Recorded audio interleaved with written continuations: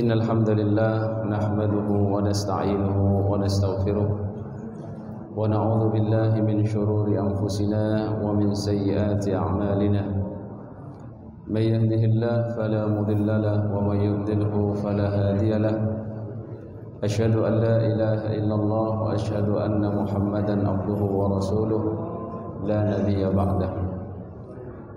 Allahumma salli wa sallim wa barik wa karrim ala habibina wa syafi'ina wa qurrati a'yunina Muhammad wa ala alihi wa sahbihi wa sallim tasliman katsira. Ikhwatul iman jamaah sekalian, alhamdulillah, mari kita senantiasa bersyukur kepada Allah Subhanahu wa taala atas segala nikmat yang telah Allah berikan terhadap kita, terkhusus nikmat iman, nikmat Islam dan nikmat kesehatan. Begitu juga nikmat kesempatan untuk bisa terus beribadah kepada Allah Subhanahu wa taala, khususnya kita berada di bulan Ramadan. Semoga amal-amal kita di bulan Ramadan ini diberikan oleh Allah kemudahan dan juga diterima di sisinya menjadi amal-amal yang bisa memberatkan mizan timbangan kita kelak di yaumil hisab. Amin Allahumma amin. Ikhwatul iman jemaah sekalian, tidak semua orang bisa mendapatkan nikmat sehat dan nikmat kesempatan. Apalagi memang mereka tidak diberikan hal tersebut, mungkin dikarenakan sakit atau disibukkan dengan dunia atau disibukkan dengan masalah-masalah kehidupannya.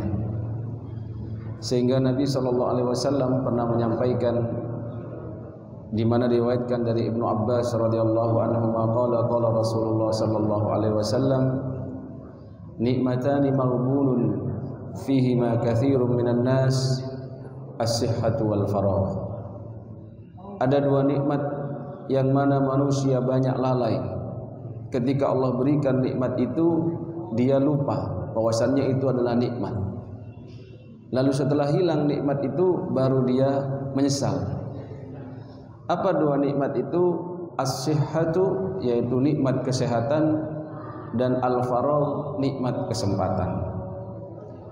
Oleh karenanya, mumpung kita sehat, bisa berpuasa, mari kita berpuasa. Karena ada saudara kita itu yang tidak berpuasa dikarenakan kesehatannya, mungkin terkena TBC, mungkin terkena asma yang akut, mungkin terkena cuci darah yang harus tiap hari gagal ginjal cuci darah. Semoga kita doakan, semoga mereka diberikan kesembuhan. Amin Allahumma amin. Begitu juga tatkala sehat, dan sebaliknya tatkala orang ini sibuk, lupa, mau ke masjid sibuk, mau baca Quran pun sibuk. Dan kalau kita ikuti kesibukan dunia ini, tidak akan pernah selesai. Saya dulu di Jakarta punya murid kursus bahasa Arab, baca Quran juga, seorang direktur dari perusahaan Jepang. Dia berkata, kalau ngikuti kerjaan kantor memang nggak pernah selesai, sampai jam 10 masih ada aja yang harus dikerjakan. Ya sudah ya. Iya, kalau itu urusannya nanti bisa membawa kebaikan untuk kita. Tetapi ikhwatal iman, konsep hidup bagi orang Islam itu haruslah kita mengutamakan dan mengejar akhirat. Wabtaghi fima ataakallahu daral akhirah wala tansa nasibaka minad dunya. Kejar akhiratmu dan jangan lupakan dunia. Jangan dibalik. Kejar dunia walaupun melupakan akhirat. Ada itu. Gara-gara kerja enggak puasa. Gara-gara kerja, tuntutan pekerjaan tidak mau menutup aurat. Gara-gara tuntutan pekerjaan, sholat Jumat aja gantian. Bahkan saya pernah dulu dicurhatin sama anak dulu itu anak PJB. Pak, gimana nih Pak? Gak bisa Jumatan Pak. Kenapa nak? Gak bisa Jumatan sampean Mas? Harus jagain genset. Genset dijagain sampai gak bisa Jumatan ya Pak. Coba gantian sama temanmu yang mungkin non muslim itu. Dah ada Pak, muslim semua. Oh gitu ya. Waduh, berapa orang di situ? 3 orang Pak. Kalau kita mau ikut mazhab Syafi'i, gak sah Jumatan 3 orang. Akhirnya saya bilang, udah ya, ini fatwa untuk kamu, khusus buat kamu, jangan dibawa-bawa setelah tugas. 3 orang itu sampai Jumatan di situ. Di pinggir genset itu zaman Jumatan, belilah buku khutbah itu, nanti kamu jadi imamnya, yang 2 jamaahnya, 1 jamaahnya, 1 muadzinnya. Nanti kamu bilang ittaqullah wattaqu genset begitu. Ya iman berat. Sampai teman saya itu ada yang keluar dari teknisi Garuda padahal sudah lumayan gajinya Jakarta itu. Di antara aja dia milih jualan herbal. Terus saya tanya-tanya, kenapa jenengan anu? Ya enak gini Pak Ustaz. Kalau enggak gini ini bebas. 10 hari Ramadan mau iktikaf pun bebas gitu ya. Kalau saya masih di Garuda, maka jangan lama-lama jadi karyawan, kecuali karyawan pensiun sampai pensiun. Tapi kalau di swasta sekiranya sudah punya modal, cepat-cepat keluarlah untuk jadi raja, walaupun rajanya semut ya. Ikhwatul iman jemaah sekalian, maka kita sudah masuk ini separuh akhir di bulan Ramadan. Kalau kita ngecek sampai mana ya hataman Quran saya, kadang kita bisa malu dan tersenyum sendiri. Ya Allah, ya. Sampai juz 3 kemudian padahal ini maca komik wis hatam 3 episode ya. Dan seterusnya ikhwatul iman harus kita cek terus. Dan disinilah bentuk ujian keistiqomahan dalam ibadah. Selain ujian dalam kesungguhan, dan Allah akan berikan jalan bagi mereka hamba-hambanya yang bersungguh-sungguh, walladzina jahadu fina lanahdiyannahum subulana wa innallaha lama'al muhsinin. Orang yang bersungguh-sungguh mencari hidayah Allah itu, maka Allah akan berikan jalan hidayahnya, dan Allah senantiasa bersama orang-orang yang berihsan. Nah, kita ini harus bisa tahu apa ya ihsan itu, sehingga Allah mau membersamai orang-orang yang senantiasa berihsan. Kalau definisi ihsan sendiri, ketika Nabi sallallahu alaihi wasallam ditanya oleh malaikat Jibril ketika bermetamorfosa menjadi seorang manusia yang berpakaian putih bersih, setelah dia bertanya tentang mal iman, wa mal Islam, dijawab oleh Nabi. Kemudian ditanya lagi, wa mal ihsan, maka Nabi pun menjawab, anta budallah ka'annaka tarah fa illam takun tarah fa innahu yarak. Engkau menyembah kepada Allah seakan-akan engkau melihatnya, dan atau engkau menyembah kepadanya seakan-akan pastinya Allah senantiasa melihatmu. Sehingga kita kalau sholat ihsan ini Pak diuji bukan di sini Pak. Ihsannya panjenengan dalam sholat itu tidak diuji ketika di An-Nahl ini, tapi ketika panjenengan di rumah mau sholat tahajud atau mau sholat ba'dal wudu atau mau sholat sunnah, di situ diuji ihsannya. Terkadang kita berani sholat ihsan dengan sholat sunnah itu ketika tidak ada orang yang lihat, pakai sarung sama kaos oblong aja. Wis kaos oblongnya beda-beda, cari malaikat kapan matimu tak tempeleng ya. Gak sopan ya. Utawa ihsan kalau dalam Jumatan itu ujiannya berat kalau di sini ya. Termasuk anak-anak pen itu ihsannya bisa hilang ketika Jumatan karena dia nggak pakai gamis putih, tapi pakai gamis lab. Pakai gamis lab itu yang jubah lab itu, sehingga bacaan itu mengganggu jamaah yang di belakang. Oh iki arek pen iki, oh iki jurusan mekatronik gitu ya. Jadi seharusnya diganti kalau Jumat itu labnya itu pakai yang gamis putih gitu ya, bukan gamis labnya masing-masing. Itu ihsan gitu. Kalau bisa sebelum sholat mandi dulu, berwangi-wangian dulu, makan disunnahkan di setiap malam Ramadan itu kita mandi keramas. Jadi mandi keramas jangan menunggu junub, karena Ramadan siang-siang sulit ya. Bahkan tidak bisa. Maka usahakan sebelum ke masjid dalam niat ihsan kepada Allah, silakan mandi dulu, keramas, berwangi-wangi, berangkat ke masjid. Insya Allah khusyuknya lebih Pak daripada kumus-kumus, ambune gak enak terus sholat. Jangankan panjenengan, pinggir panjenengan itu gak khusyuk, kudu nyikut ya. Soalnya waktu subuh itu banyak yang demikian ya. Saya beberapa kali sholat, ampun rek sik gak enak sholat subuh, kok gak sungkan karo pangeran. Ihsannya gak bisa itu, gak dapat ya. Kalau bisa itu mandi, sebelum sholat itu mandi. Imam Malik saja kalau mau ngajar itu gamisnya dikasih buhur biar wangi ya. mandi dulu, terus ditanya, kok begitu imam? Loh, saya ini akan mengkaji firman Allah, qala Allah wa qala Rasul. Kita hormat sama firman-Nya Allah dan apa yang disabdakan oleh Rasul. Karena hidayah itu Pak perlu dikejar, Pak. Hidayah itu perlu diusahakan. Tidak bisa kita duduk-duduk saja terus dapat hidayah, begitu sulit. Orang-orang yang mendapatkan hidayah itu yang mana mereka menggunakan fikirannya, menggunakan akal sehatnya. Kemudian juga terus mengejar, mencari mana yang baik, mana yang buruk, mempertimbangkan, banyak mentadabburi apa-apa yang sudah Allah firmankan, termasuk apa-apa yang sudah Allah ciptakan. Maka di sini mari kita gunakan kesempatan kita ketika kita sudah masuk di separuh bulan Ramadan ini dengan penuh keistiqomahan dan amalan-amalan yang ihsan. Dan Allah Subhanahu wa taala berfirman, "Alladzi khalaqal mauta wal hayata liyabluwakum ayyukum ahsanu amala." Dialah Allah yang menciptakan kematian, kehidupan untuk menguji kalian. Siapa di antara kalian yang bisa berihsan dalam beramal?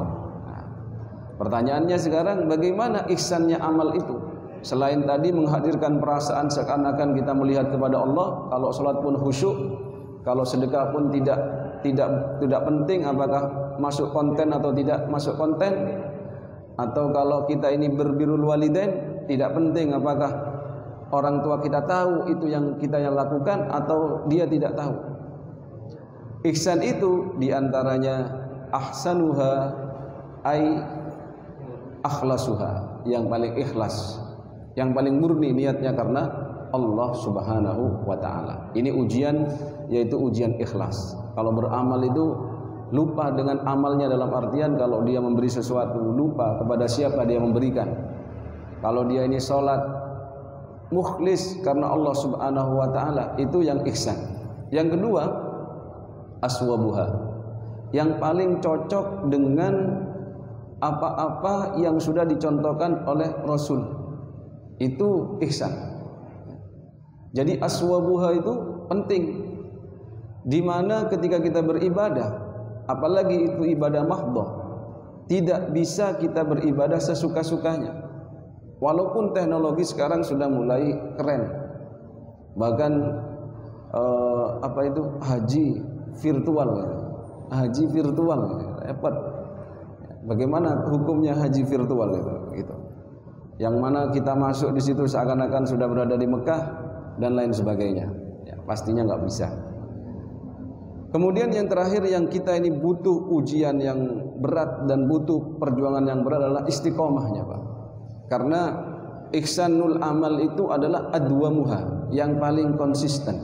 Ya. Sehingga Nabi SAW menyampaikan ahabbul a'mal indallah, amalan yang paling Allah cintai di sisinya adalah adwamuha wa in qallah, yang paling konsisten walaupun itu terbilang amalan yang sedikit. Jadi ketika disuruh milih enak mana, sedekah angin-anginan sama sedekah istiqomah, ya istiqomah, walaupun jumlah yang istiqomahnya itu tidak sebesar yang angin-anginan. Misalkan ya, kalau sekali sedekah itu bisa langsung 500.000 gitu. Tapi pensiun cuti 5 bulan, nah itu nggak bagus. Mending 10.000 tiap hari, itu lebih bagus, karena akan menciptakan keistiqomahan, menciptakan habit, kebiasaan, dan nantinya kalau sudah terbiasa, orang itu tidak akan merasakan berat. Begitu juga dalam urusan sholat. Sholat itu jangan langsung jeglak ya Pak ya. Mumpung Ramadan kemudian sholat tahajud 12 rakaat, padahal biasanya cuma 2 rakaat atau 1 rakaat witir ya. Akhirnya besoknya demprok dia, kapok, akhirnya cuti ya, nggak sholat ya. Itu yang nggak bagus. Jadi istiqomah itu penting, dan bagi mereka yang istiqomah ya, itu ada hukum-hukum tertentu yang boleh dilakukan dan bisa mendapatkan anugerah dari Allah Subhanahu wa taala dibandingkan orang yang tidak istiqomah ya. Bahasa lainnya istiqomah itu mudawamah, atau istiqomah itu konsisten. Dan jangankan urusan akhirat, Kalau urusan dunia saja orang yang istiqomah atau siapapun dia istiqomah itu lebih dihargai dibandingkan mereka yang tidak istiqomah. Salah satu cara sedekah istiqomah di pens ya langsung dipotong gaji. Itu caranya. Jadi kita nggak pakai tahu dipotong gitu ya. Yang repot keliru dipotong 70%. Akhirnya dikomplain sama istrinya. Ikhwatul iman jemaah sekalian, itu cara istiqomah dipaksa, itu caranya begitu Pak, potong gaji ya. Potong gaji langsung larinya sedekahnya, istiqomah sedekah. Ini saya bukan promosi yatim mandiri di sini. Tapi begitulah caranya memang ya. Sehingga ada rasa tidak terasa pun itu bagian dari nanti kebiasaan kita gitu ya. Us gak kroso aku wis ngamal ben wulan, tapi jangan dibaca terus nanti malah gak dapat pahala. Kemudian ikhwatul iman jemaah sekalian, apa salah satu contohnya kalau di dunia? Ya kita lihatlah pesawat saja ketika mau naik satu merek tertentu, wah itu raja delay. Wis santai diremehkan, Pak. Tapi yang telat temen awakmu. Atau kita naik angkot dibandingkan naik kereta api. Wah, sampean telat 10 menit, keretanya sudah nyampe Sidoarjo. Ya.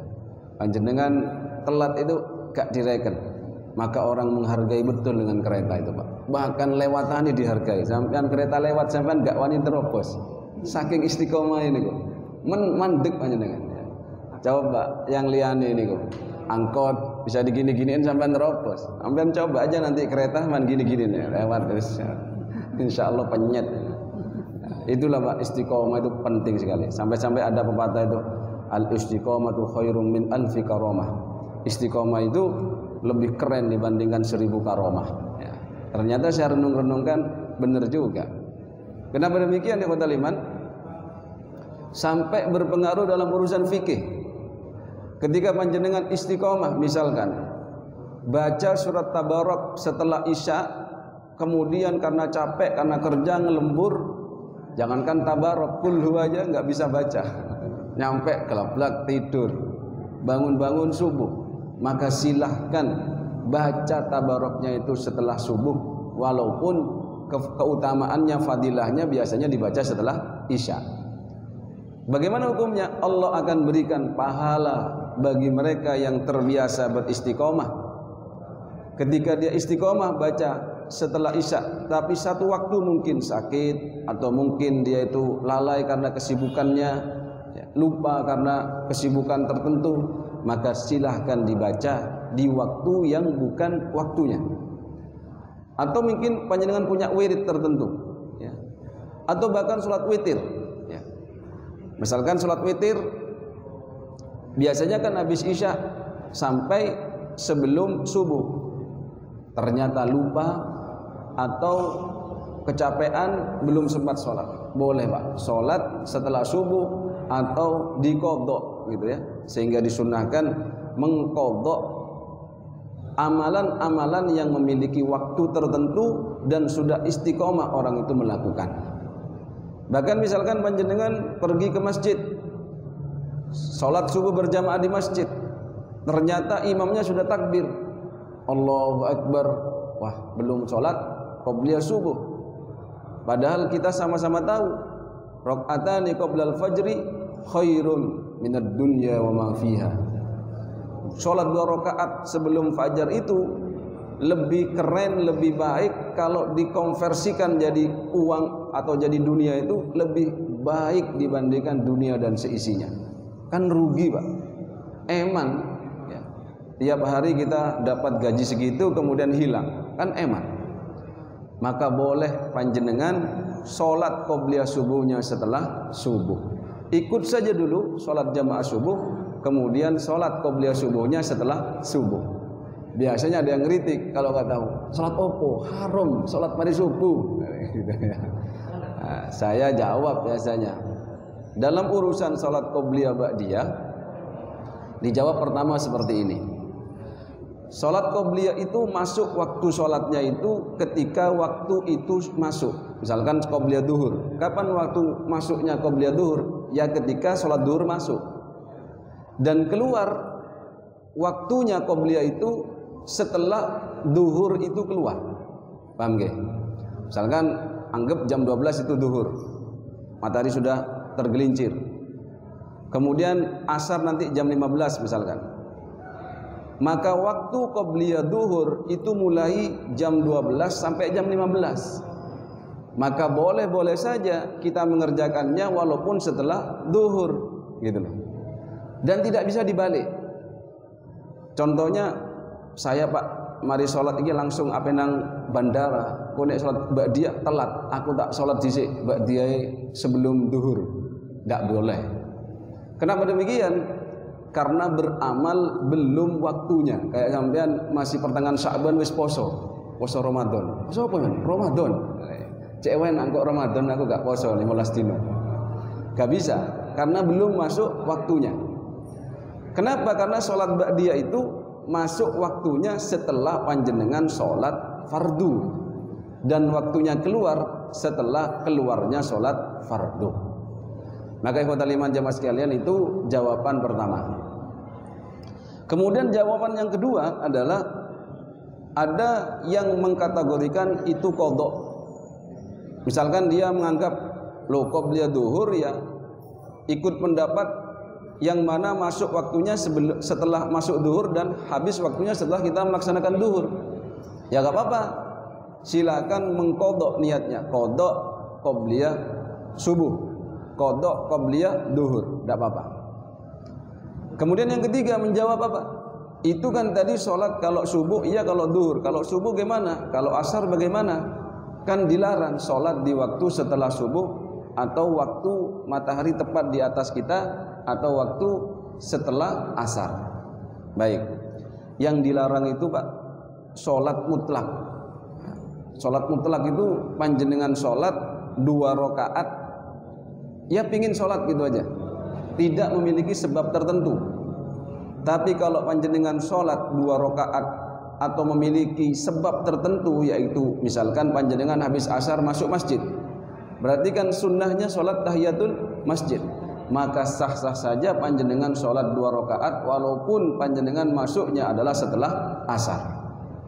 Atau mau ikut kajian subuh walaupun telat dari rumahnya, sudah waktu subuh lewat, waktunya sholat subuhnya sudah selesai, maka juga boleh sholat tahiyatul masjid.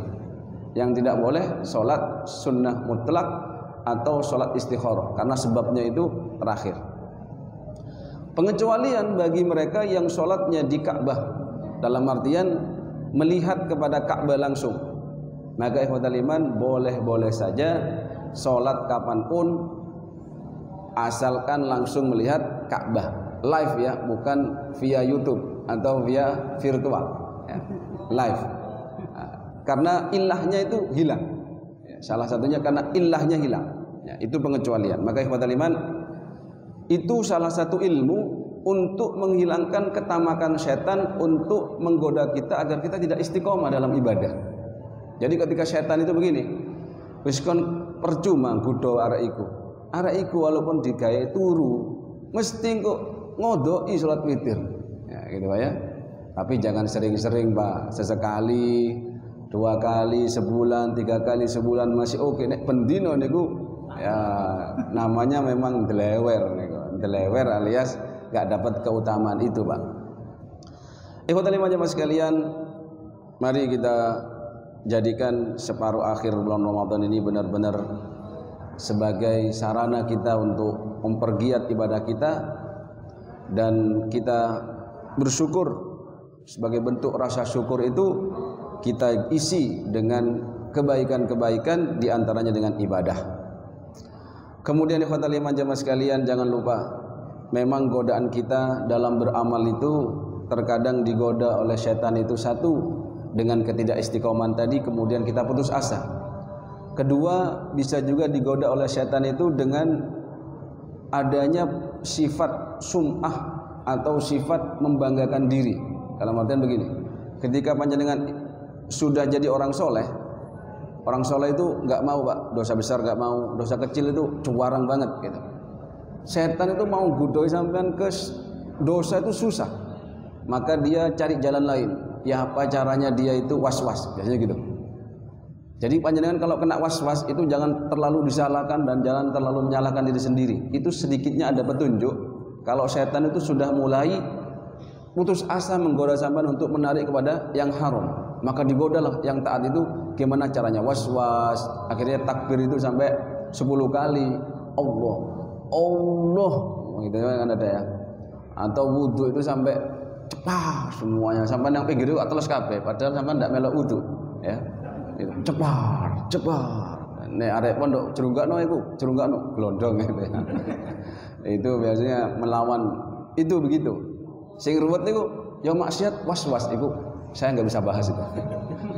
Iki saya kok was-wasan terus maksiatan. Enggak ngerti kula niku. Sampeyan malu masuk sing endi niku. Sing biasa ngeten, sing biasa itu orang kalau sudah setan itu anggap ini orang soleh nih, maka ganggu dalam urusan was-was. Ternyata dia was-wasnya bisa dilawan, Pak. Karena was-was itu bisa dilawan dengan bertawud, ya, a'udzubillahi minasyaitonirrajim, bisa juga dilawan dengan ilmu. Misalkan panjenengan salat. Saya punya wudu apa enggak ya? Saya punya wudu apa enggak ya? Maka langsung batalkan wudunya panjenengan. Caranya gimana? Ya pegang itu senjatanya. Pegang, langsung wudu lagi sehingga tidak ada kata was-was. Kalau dibiarkan panjenengan salat, Allahu Akbar. Aku jane iki sik wudu, duwe wudu apa gak? Was-was. Gak khusyuk jadinya. Ya. Kemudian buat lima jemaah sekalian, ketika setan itu sudah mulai mengganggu, was-was pun tidak berhasil, biasanya diganggu dari sisi keikhlasannya tadi. Bagaimana orang ini mengungkit-ungkit, bagaimana orang ini nanti merasa bangga, itu yang disebut dengan sum'ah. Akhirnya orang itu pun gagal mendapatkan pahala yang terbaik. Maka yang sedikit ini saya harap bisa menjadi kita lebih kuat lagi. Karena dalam beramal itu tidak hanya butuh semangatnya saja, tapi juga butuh ilmu, juga butuh keikhlasan. Tapi kalau semangat saja yang diandalkan, nanti bisa kalah, Pak, dengan orang yang biasa-biasa saja tapi dia dengan ilmu, ya. Ibarat kita itu semangat bikin onde-onde, wijennya ditaruh satu-satu gitu, tek tek tek tek tek tek, lama walaupun, tapi yang sudah tahu ilmunya digelondongin gitu, peluduk selesai, gitu ya. Sama dengan tukang, yang nukang ahli tukang sama yang bukan tukang. Saya nyoba itu nyemen itu gak mari-mari, tukang langsung ini loh, Pak, tek tek tek tek, mari.